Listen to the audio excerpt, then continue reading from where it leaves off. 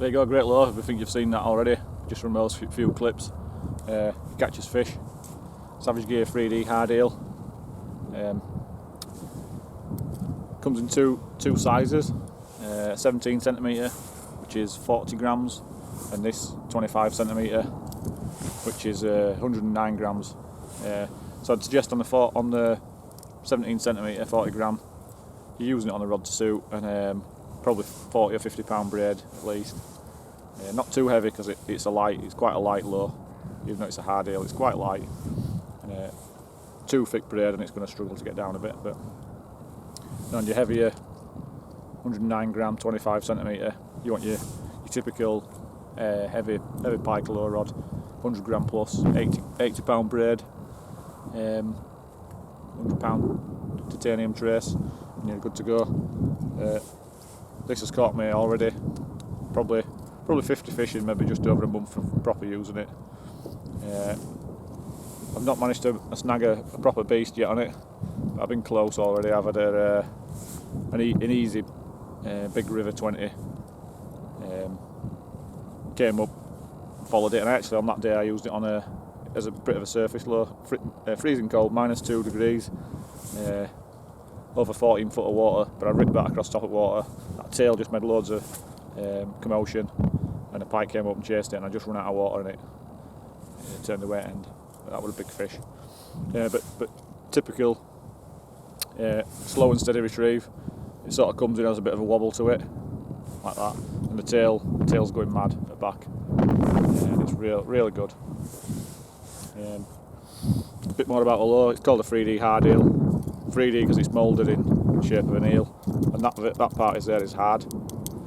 It's got a magnet there to hold a hook. Your second hook at the back hasn't got a magnet, so you just stick it in your soft plastic. Make sure you do stick it in the soft plastic, because if not, you might get stuck to the front like that and tangled up with that lure, or stuck like that with a magnet. So just stick it in the front. Stick it in the back. Keeps it nice and neat. And I've had good hookups with it already, so it's not a problem. I mean, you can leave them to hang down, but I tend to find that one gets stuck that way instead. So at least stick that one back in there. And the hard eels, as you can see on that one, you're pretty obvious I've got a new tail on it. My first one got bitten in half. There you go. So make sure you've got some spares. I bought a pack of spares, 3 spare tails. But you can repair them. That one has been repaired. Simply, you want to do is heat up a hot knife,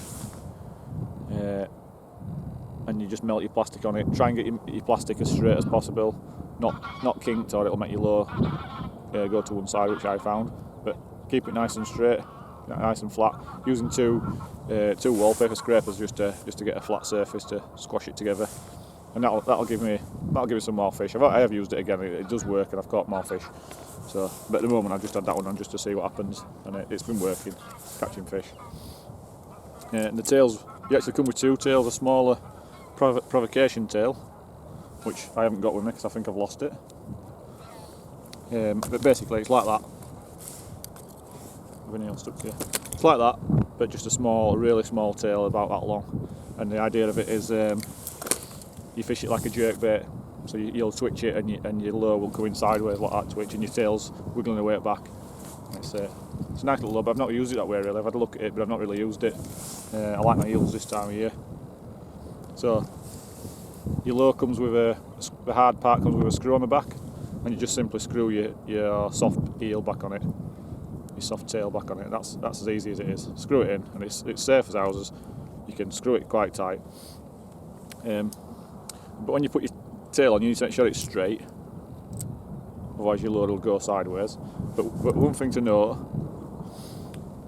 if the curl of a tail is up, your lure will stay shallow and it'll want to go up a little bit in the water like that. So good in the summer, keeping it out of weeds, shallow rivers, things like that. At the moment I'm using it this way, turning it around the other way, so my curl of a tail is down, which makes the lure want to come down in the water. Helps it stay deep, and that means I can fish it really slow, Trying to keep it in that water for those lazy pike that are just sort of sat chilling. A lot of pike I'm catching, I've got leeches on now, cold water, they just sat at the bottom. Don't mean we're not hunting, we do hunt, but that's in the face for a long time, rather than it whizzing past them too quick. But mix it up. I mean, you could even, if you twitch it, it sort of dances about a little bit. I sort of sometimes suspend it, and just as it starts to slowly sink, I'll twitch it, and it sort of jerks about and flicks that tail about, and that's caught my fish just by doing that. You might notice on one of the clips, I think it's a bit later on the video. Make sure when you bring it in, when you bring your lure in, bring it in slow and don't be in a rush to get it out of water. Because I've already had takes where I've taken it in 18 inch of water. So make sure you follow it right to the edge of the water, even through the weeds and everything. You might get to the point where you've got a bit of grass on it, a bit of weed on it or something. But bring it all the way and don't lift it out of it, because you'll be surprised how far a pike will follow a lure like that before they take it. Often we take it as it comes up in the water, it comes to the surface. There's not much room for the fish to get away, so pike makes a strike at that point. You've got banking at one point, it comes up like that, and that's where you'll get a hit. So you'll see on that little clip, pike follows it right to the edge and takes it. I've had a few takes like that already, so stay switched on. If possible, try not to bring your retrieve so your lure comes straight towards you. Try and angle your rod. So you angle your rod so it's away from you, so the lure sort of comes across the front of you rather than towards you. Because what happens is if your lure's coming towards you, when that pike's following, that pike's coming towards the lure, and all it's looking at is that lure, but all it can see is you, and any movement that you do will turn that pike away. So just by changing the angle of your rod and pointing your rod in a different direction, your lure actually comes past you to the side, which means the fish is looking a different way and it's not looking straight at you. So you can't always do that, depends what peg you're on. But if you can do that, try and make sure your lure comes past you, not towards you. Or if it is coming towards you, stay back, stay low, keep out of the way, because they're coming really slow sometimes, and they'll see you. One other thing to watch out for, another one of the little clips you'll notice. Sometimes the take is quite violent, and they come up from behind and actually totally engulf the lure, swallowing it all. I've had a couple of takes where that full lure's just disappeared inside the fish. But often these hit quite hard, and you'll get a violent tug on it, so you know there's a bite. Other times they've come up from behind, taking it like that, and actually what happens is you get slack line. That's what you see. If you're lucky, you get slack line. If you don't see it, if you don't see it, you're lucky you get slack line and it turns away and pulls again, so you do feel it. But I've had some takes where if I haven't seen the fish, or I haven't been watching my line, I wouldn't have known. So by watching that line, you can see your line's tight, and then you get a take and your line goes slack, and then basically give it a good yank and get into it. Now one other thing, there is also a slot on the top for the hook.